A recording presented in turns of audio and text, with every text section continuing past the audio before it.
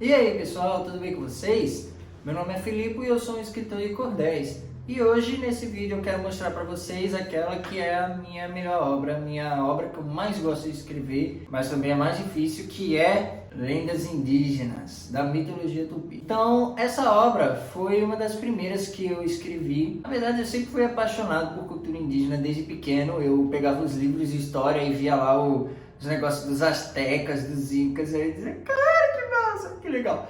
Mas eu sempre fui apaixonado desde pequeno. Cheguei na universidade e comecei um gosto pela cultura, pelo indianismo, né? Principalmente os livros de José de Alencar, lá a Iracema, o Guarani. Eu pensei, eu quero escrever uma história indígena. Mas eu gostava muito dessa coisa, né? Dessa cultura indígena, mas eu não sabia como fazer. Um dia eu pesquisei e achei um curso de tupi na internet. E aí quando eu fui dar uma olhada, eu até resolvi fazer e tal, porque na hora eu me identifiquei, disse, caramba, tupi, sou eu. E aí eu fui fazer e quando eu fiz, eu vi lá, curso do professor Eduardo Navarro.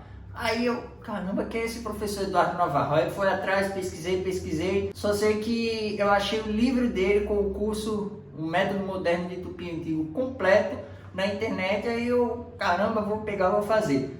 Comprei, trouxe lá de São Paulo e fiz. E depois disso eu fiquei apaixonado pelas histórias que eu vi no livro. Eu meio que pensei, cara, quero escrever uma história falando sobre isso.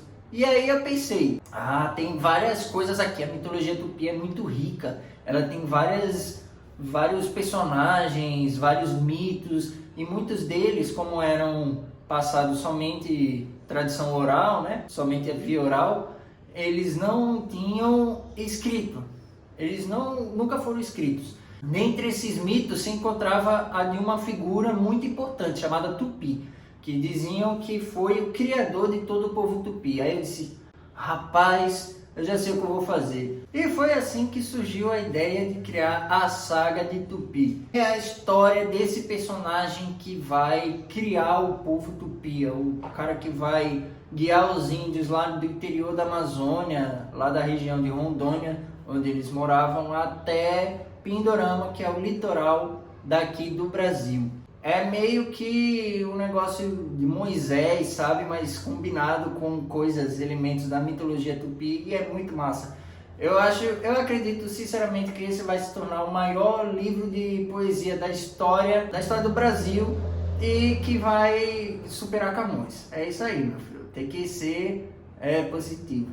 Tem que ter pensamento positivo. Então, essa história, ela se divide em 3 capítulos iniciais que vão dar um pouco de contexto e o resto é só a saga de Tupi. Então, os 3 primeiros capítulos iniciais são a criação do mundo, Aramoianga, que significa, né, que fala sobre a história da criação do mundo, muito parecido com a história bíblica. Aí você vai ter os personagens, né, Tupã de um lado, Taúba do outro.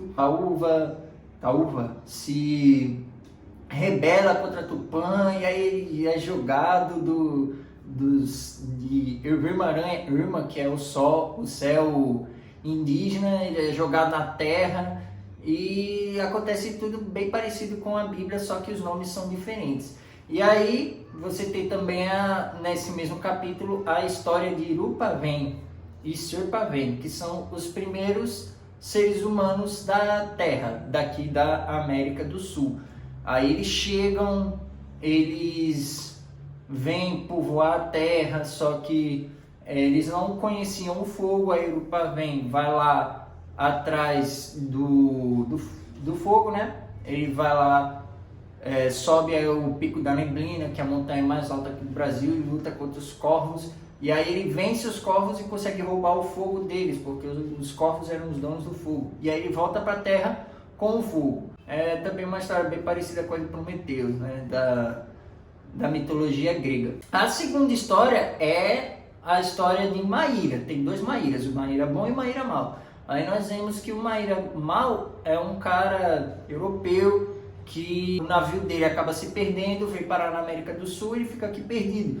Mas ele encontra uma tribo indígena ele começa a fazer parte dessa tribo, passa uns anos lá com eles, vira até mesmo pajé, e depois daí ele descobre as lendas que os índios contavam sobre o Pavém, porque ele se tornou um grande herói. Aí ele diz, não, eu vou atrás da tribo dele. Aí ele chega lá, se apaixona por Kirana, que é uma princesa, filha de Marangatu, que é o chefe da tribo. Só que ali você tem uma batalha entre Marangatu e Japeuçá. Japeuçá, que é o seu irmão. É o irmão dele, que é o lugar dele, e aí os dois ficam sempre batalhando. No caso, essa filha de Marangatu não podia se casar com Maíra, porque, em tese, Maíra é primo dela.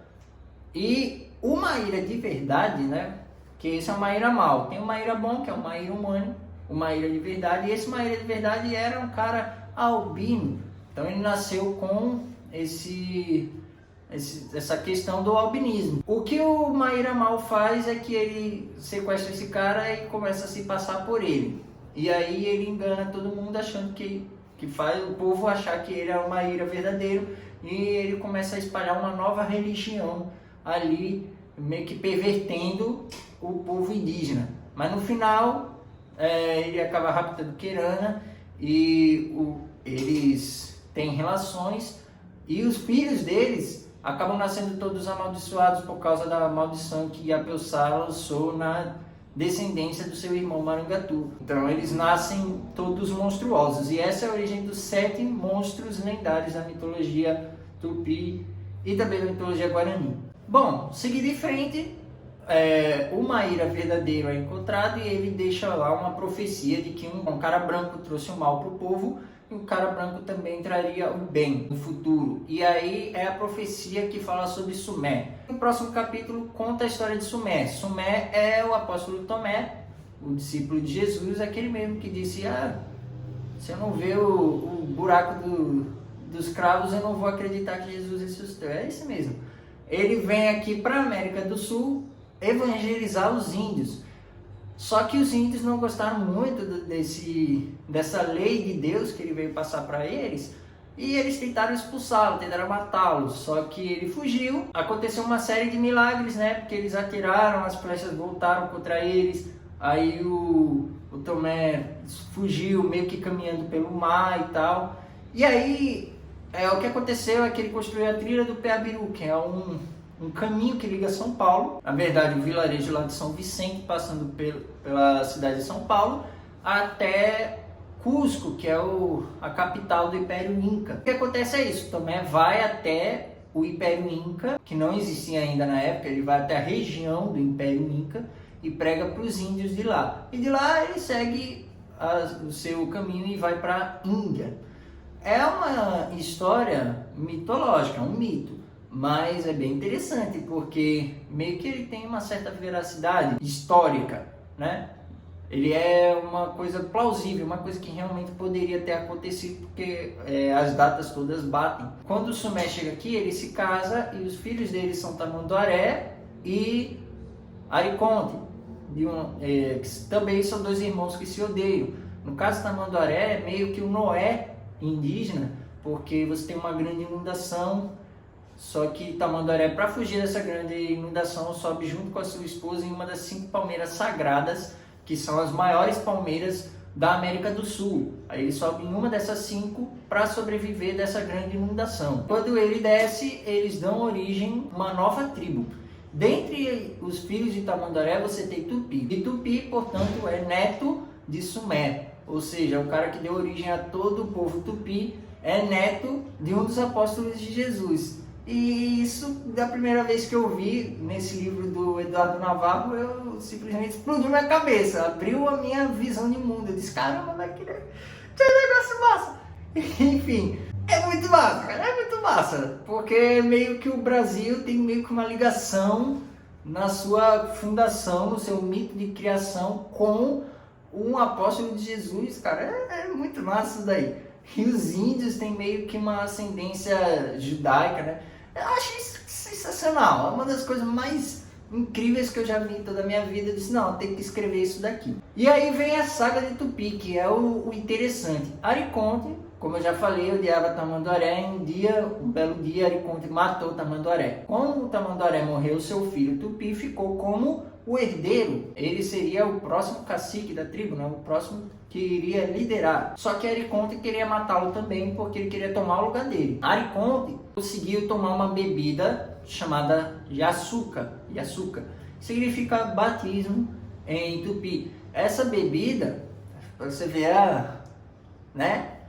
As entrelinhas aí, né? O significado oculto. Essa bebida dá poderes à pessoa que bebe dela, né? Meio que quando ela toma essa bebida, ela meio que renasce, né? Nasce de novo. E ela ganha poderes. Ariconte tomou essa bebida e agora ele tem o poder, além, né, de ter vários poderes alimentares e tal, ele tem também o poder de convocar criaturas malignas para atacar os índios. E ele faz isso, ele fica chamando o Curupira e a Caipora e jogando eles para tentar matar Tupi na tribo dele. Tupi, porém, um dia recebe a visita de Pombero, que é um dos 3 caciques imortais. São os caciques que não morrem de idade. Eles podem morrer em batalha, mas eles vivem para sempre, eles não morrem de idade. E esse Pombero vai avisar para Tupi que ele tem uma grande jornada, que ele precisa ir atrás de tomar o Yasuka, e ele tem que invocar os 7 sábios lendários para poder selar esses monstros lendários e com isso quebrar a maldição que Ariconte lançou na Terra. Ariconte acaba lançando uma maldição na Terra que faz com que pare de chover. Quando Ariconte lança essa maldição, não chove mais. Aí agora o que a gente faz? Tupi então vai lá para Cusco, né? Aquela região ali de Cusco, que originalmente é o local onde fica a Terra Sem Males, e Irma, que é meio que o céu indígena, ou meio que o Éden indígena, né? Para você ver, né? Os índios tupis acreditavam que o paraíso da América do Sul estava lá no Peru, em Cusco, Machu Picchu, a capital dos Incas. É interessante, muito interessante isso, porque é meio que uma ligação entre as duas culturas mais importantes da América do Sul. Ele vai, só que no caminho ele tem que enfrentar vários inimigos, ele tem que enfrentar o Curupira, a Caipora, o Boitatá, as Andurás, que são árvores que pegam fogo, Cururupevas, que são sapos gigantes, as Ipupiaras, que são seres que vivem na água e devoram seres humanos. Ele tem que enfrentar vários desses inimigos, tem que chegar lá até o Yasuka, beber o Yasuka lá na Terra Sem Mal, Irma, e derrotar seu tio Ariconte para poder restaurar a chuva à Terra. Eu ainda estou escrevendo, mas depois de Tupi ainda vão vir outras histórias e eu vou começar também a escrever histórias sobre outros personagens indígenas famosos. Serigi, por exemplo, é uma história que eu quero escrever. Também quero escrever a história de Araribóia, que foi um dos criadores do Rio de Janeiro e que também criou a cidade de Niterói. Quero escrever também sobre Tibiriçá, que foi um dos fundadores de São Paulo. Então, são personagens indígenas muito importantes e eu quero meio que fugir dessa ideia de que os índios foram todos dizimados pelos europeus, porque isso não é verdade. Na verdade, os índios não só se uniram com os europeus, como eles também fundaram muitas das cidades brasileiras. As cidades mais importantes do Brasil foram fundadas por índios, né? Então, como é que os índios morreram todos? Eles fizeram parte, sim, da história do Brasil e fizeram uma parte muito importante. Sem os índios, você não teria as 2 maiores cidades do Brasil. Não, os índios não morreram todos. Lógico que a grande maioria deles morreu, principalmente por doença, mas eles participaram muito ativamente da criação do nosso país. Alguns do lado dos portugueses, outros do lado dos franceses, dos holandeses e contra os portugueses. Aliás, dos holandeses não, porque ninguém gostava dos holandeses, né? Mas alguns do lado dos franceses, né? E aí você teve essas batalhas que ajudaram a formar o Brasil. Então os índios tomaram lados, os índios tiveram posição para criar o Brasil. Não foi só, os europeus chegaram, mataram todo mundo. Não, os índios participaram ativamente da criação do Brasil e é isso que eu quero demonstrar nesse livrinho aqui, As Lendas Indígenas. Como vocês podem ver, a capa, ela tem algo meio que da Pedra do Ingá. que é uma história famosa de uma pedra que foi deixada, né, com inscrições de uma... parece que é uma língua que ninguém nunca desvendou qual é, e ela fica lá no município de Ingá, no interior de Pernambuco, no meio do sertão. E essa pedra, na minha história, é o local em que houve o conflito final entre Ariconte e Tupi, que foi quando Ariconte foi derrotado de vez por Tupi. E nessa pedra foram gravadas as histórias, a saga de Tupi. Foi gravada ali naquela pedra. Só que ninguém até hoje conseguiu desvendar o seu significado. E é isso, pessoal. Esse livro é muito, muito legal. Ele, na minha opinião, é o meu livro mais importante. É o livro que vai causar mais impacto. E eu acho muito legal toda coisa de escrever, né, os trechos em tupi antigo, que eu estudei bastante para poder colocar no livro. Eu acho tudo isso bem legal. E eu acredito sinceramente que esse vai ser o livro, a história, o poema nacional brasileiro. Eu acredito que ele vai mudar, vai revolucionar a cultura do Brasil. E que eu vou superar Camões. Tem que ser assim, cara. Tem que ser pra frente, tem que ter essa visão. É isso aí, pessoal. Muito obrigado por assistirem até aqui. Se vocês gostaram do vídeo, curtam, comentem, compartilhem, se inscrevam no canal e ativem o sininho das notificações para não perderem os vídeos novos. Por enquanto é isso. Tchau.